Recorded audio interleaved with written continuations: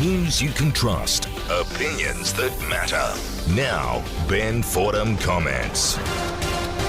Do you have solar panels on the roof? Well, you're about to be getting a bit of a shock. You're going to be charged for exporting solar power to the grid. Yeah, they're going to charge you.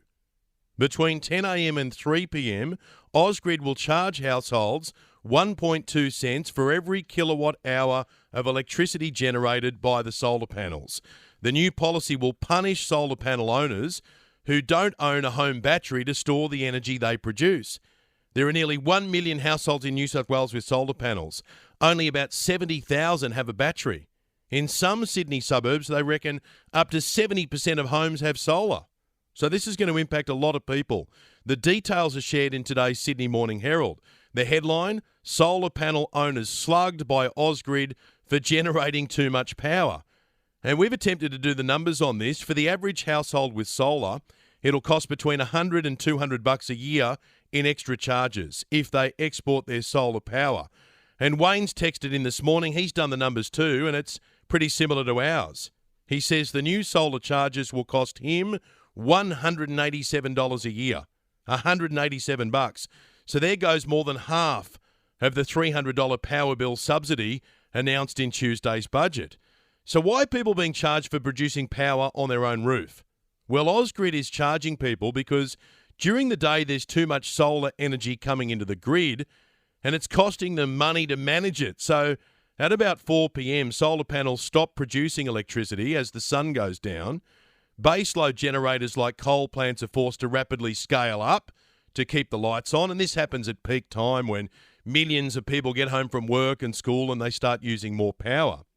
By the way, our coal plants were never designed to do this, and the huge cost of it is passed from power generator to power retailer like AUSGRID, and then it's passed on to us via power bills.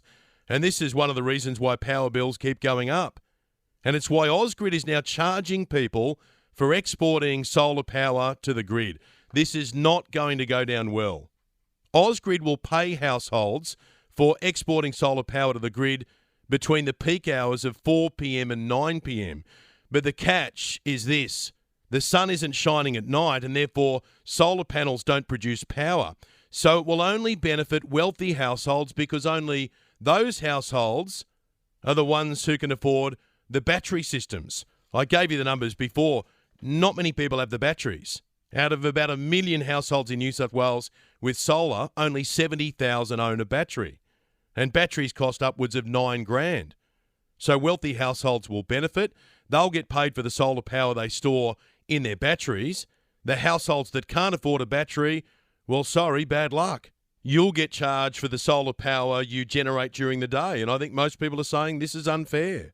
The Grattan Institute Energy Program Director Tony Wood has been one of the biggest supporters of solar power, and he makes the point that households were given strong incentives to put solar panels on their roofs.